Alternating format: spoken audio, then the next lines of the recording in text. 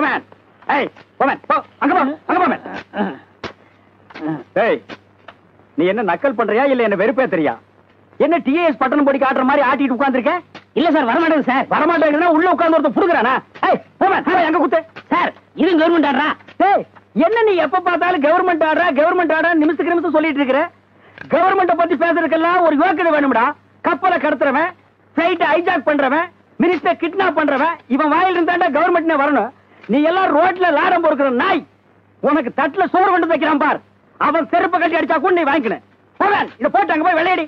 Sir ஜெயிலுக்கு வெள்ளை அடிக்கிறது 2 நாள் போட்டும் சார். ஏன் இப்ப வெள்ளை அடிச்சா ஒட்டாதாக்கும்? அது இல்ல சார், உங்க வீட்டுக்கு வெள்ளை அடிச்சுக்கிறேன் சார்.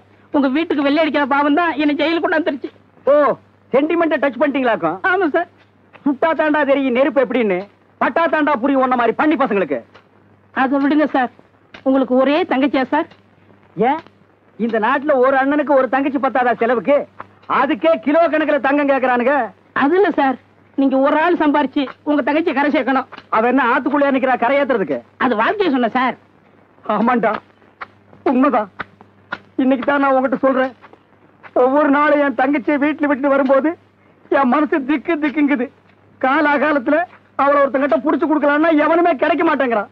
உங்க ஜெயில் பாசிலே பேசுறீங்களே, புடிச்சு கொடுப்பண்ணு, கட்டி கொடுப்பண்ணு சொல்லுங்க சார். கரெக்ட் தம்பி. சார் உங்க வீட்டுக்கு வெள்ளை அடிக்க வர ஜெயிலர்ட்ட பர்மிஷன் கேளுங்க. பர்மிஷன் திடீர்னு கேட்டா கொடுக்க மாட்டாங்களே.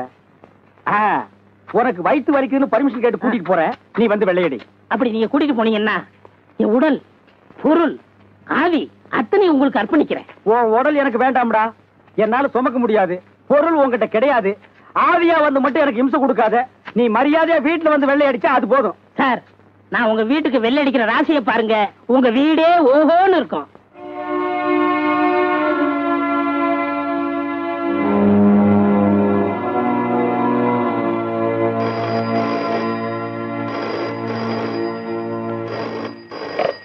ஹலோ. வணக்கம். இறந்து போன உங்க அப்பாவுக்கு என்னோட அனுதாபத்தை தெரிவிச்சுக்கிறேன். யார் பேசுறது? நீங்க ரொம்ப படிச்சவங்க, இருந்தாலும் உங்ககிட்ட ஒண்ணு சொல்றேன். உங்க அப்பாவை கொலை பண்ணவங்க நீங்க பாத்திருப்பீங்க. யார் பேசுறீங்க? நான் சொல்றதை மட்டும் கேட்டுக்குங்க. உங்க அப்பாவை கொலை பண்ணவங்க சாதாரண ஆளுங்க இல்ல. Who is that? உங்க அப்பாவை கொண்ட கொலைக்காரங்களால பாதிக்கப்பட்டவன் தான். Hello hello hello.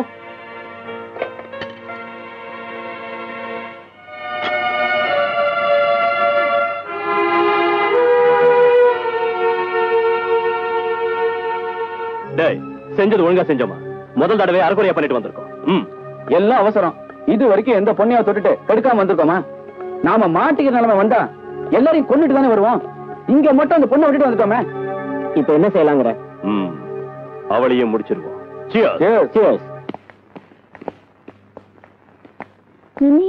உங்க அப்பாவை கொண்டு அவங்களை கண்டுபிடிக்கணும், அவங்களை தூக்கில போடணும்.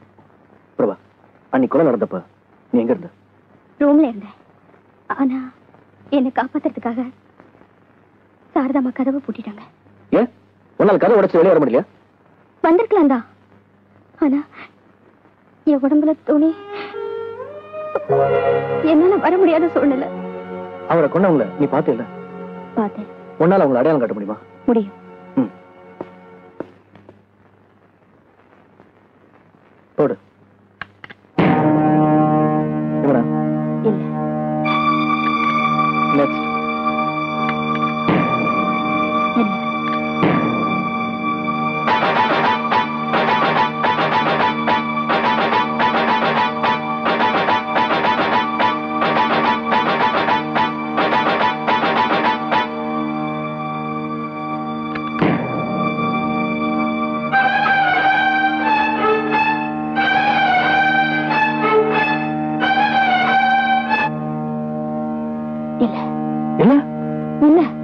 நல்லா பாரு, நீ சொல்ற சாட்சி வச்சுதான் இந்த கேஸ் இருக்கு.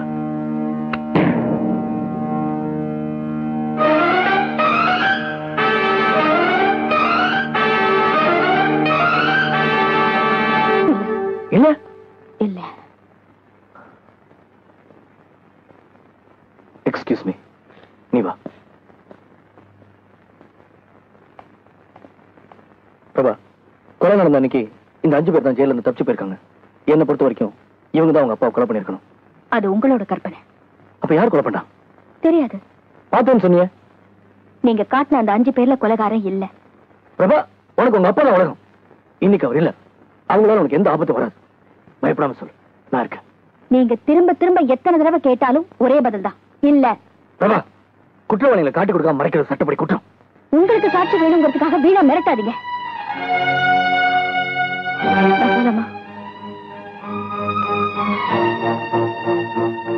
பிரபா, தப்பு பண்ணவருக்கு அவங்க தண்டனை கொடுக்கல, அதனால நீ கொடுத்துட்ட.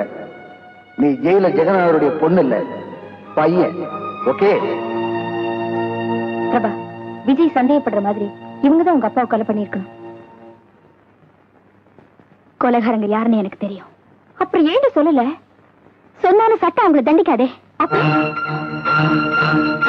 நானே அவங்கள என்ன சொல்றேன்? ஒண்ணும் இல்ல. ஆமா, எக்ஸாம்லாம் வருது, எல்லாம் ரெடி பண்ணிட்டியா? தேவைப்படாது, இப்பவே நான் ஜட்ஜ் ஆயிட்டேன். மேடம், குவார்டர்ஸ் காலி பண்ண சொல்லி ஆர்டர் வந்திருக்கு.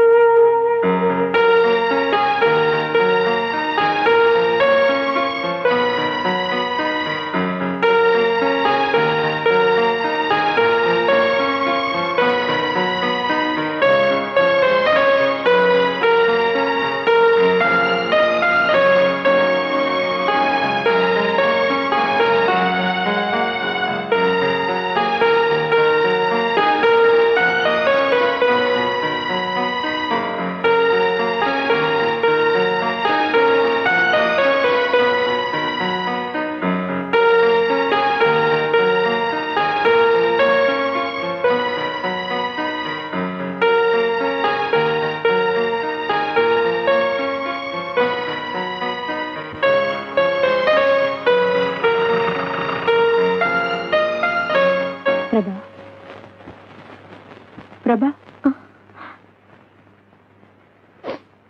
எழுந்திரு போல.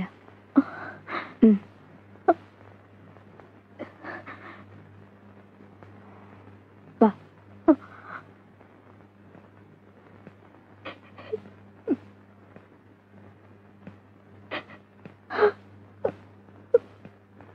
பிரபா, பிரபா,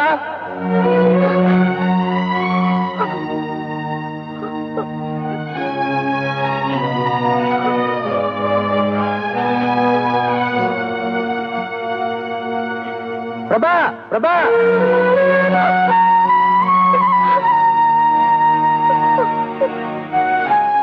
வா பிரபா, வாங்க போலாம். வா.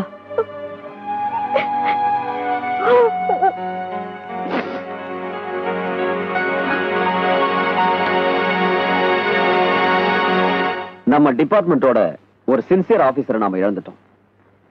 கொலை பண்ணவங்களை கண்டுபிடிக்கணும், தகுந்த தண்டனையும் வாங்கி கொடுக்கணும்.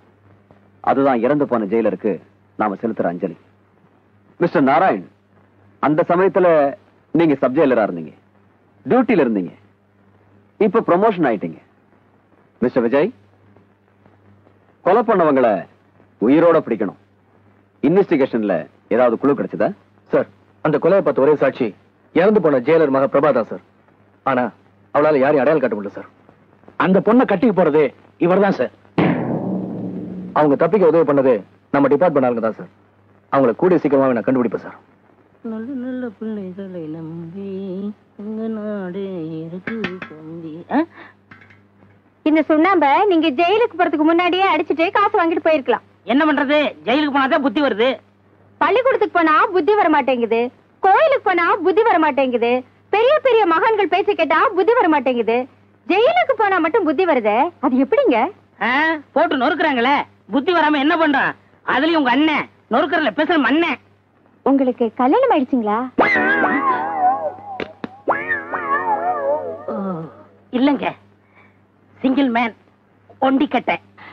கட்டைன்னு சொன்னீங்களே, ரொம்ப பொருத்தம்.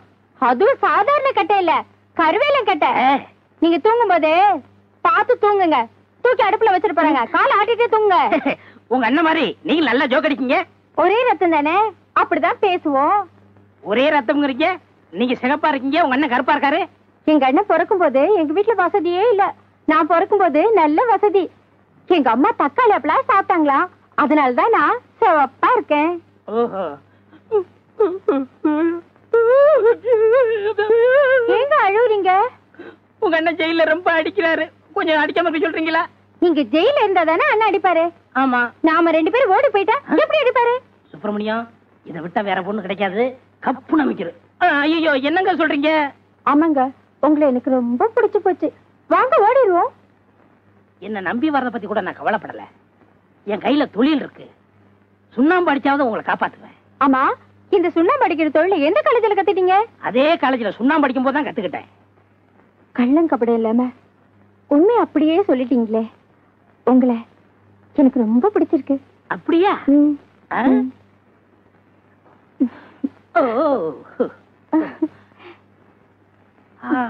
Beautiful, wonderful. என்னங்க, எங்க அண்ணனுக்கு லெட்டர் எடுத்துட்டு வந்துடுறேன். என்னங்க, கொஞ்சம் நகை இருந்தா எடுத்துட்டு வரீங்களா? போற வழிதான் மார்வாடி கடை.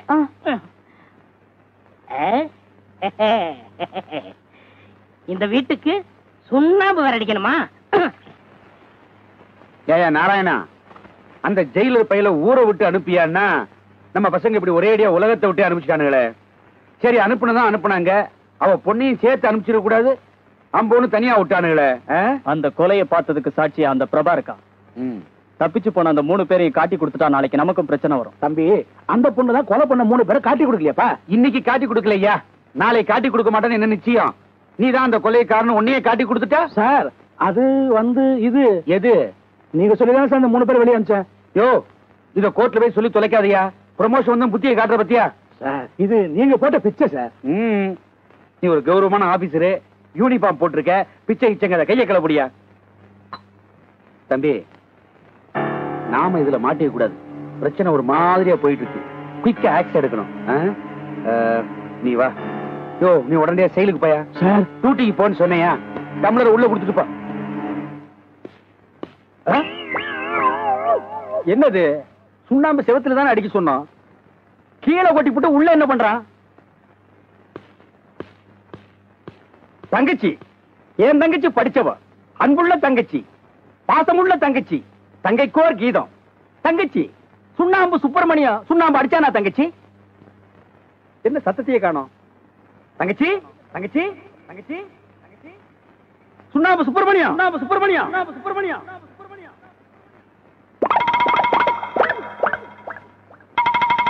என்னது ஒரு சிம்பாலிக் தெரியுது? ஓடிக்கிடி போயிட்டீங்களா? அண்ணா, நீ என் தெய்வம், அன்புக்கோர் அண்ணன். அண்ணா நீ வாழ்க. அண்ணன் ஒரு கோயில், அண்ணன் காட்டிய வழி. நான் எங்கடி வழி காட்டின உனக்கு? நீங்களா ஓடி போயிடுறது. அண்ணன் காட்டிய வழி, தம்பி காட்டிய வழின்னு லெட்டர் எழுதி வச்சிருது. சுண்ணாம்படிக்கு சொன்னா ஒரு கரும் பண்ணி ஒரு வெள்ளை பூனைய கூட்டிட்டு போயிருச்சு. டேய் மகனே, நீ எங்க போனாலும் சரி, என்னைக்கு இருந்தாலும் உள்ள வரத்தான் போற. உனக்கு நான் தாண்டா வார்டன்.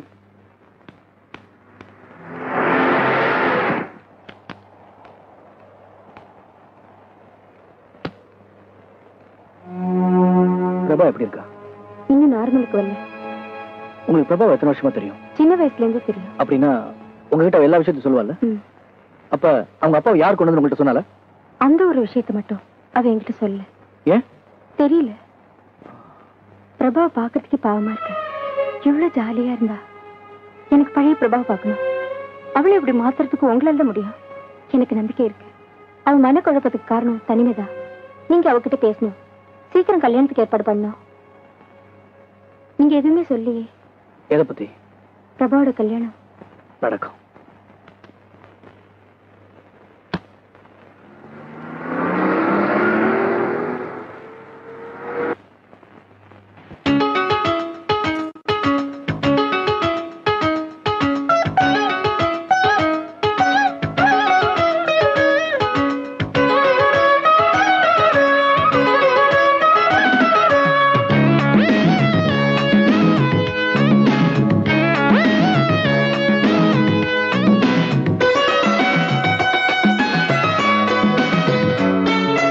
எதுவரை போகும் ஆகாயம் அதுவரை நாம் போ எதுவரை வாழும் பூலோகம் அதுவரை நாம் வாழ்வோம்.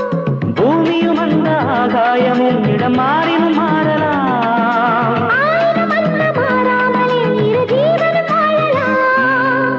எதுவரை போகும் ஆகாயம் அதுவரை நாம் போ எதுவரை வாழும் பூலோகம் அதுவரை நாம் வாழ்வோம்.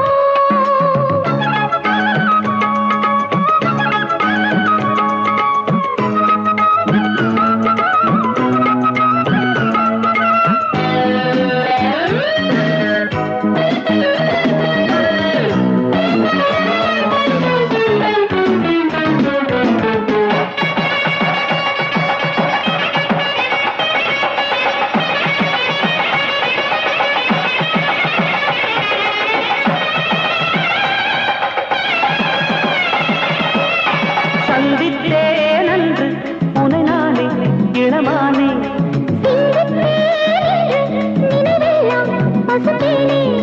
தனிமையில் ஒரு நாள் எதையோ உனது விழிகளில் பேசினார். நிலவினில் ஒரு நாள் மெதுவாய் எனது இளமையை தூண்டினார்.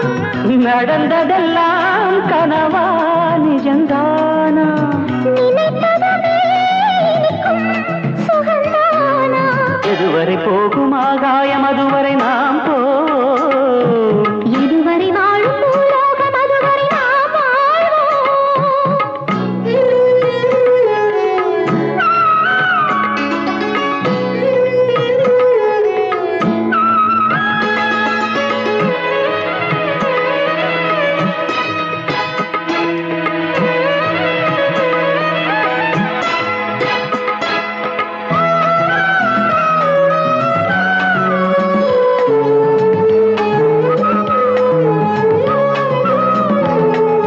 பெண்ணென்னும் தெய்வம் மலர் சூடி வர வேண்டும். ஒரு கோடி தர வேண்டும். மலர்வனம் மெதுவாய் மெதுவாய் அருகில் வருவதை பார்க்கிறேன். மடியிலே தவழும் மழலை மனதில் ஒரு இடம் கேட்கிறேன்.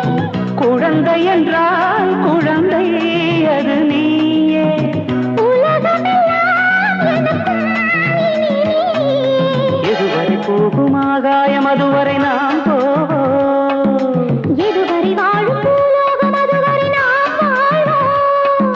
பூமியும் அந்த ஆகாயமும் இடம் மாறினும் மாறலாம். ஆயிரம் அன்ன மாறாமலே இரு ஜீவனும் வாழலாம். எதுவரை போகும் ஆகாயம் அதுவரை நாம் போ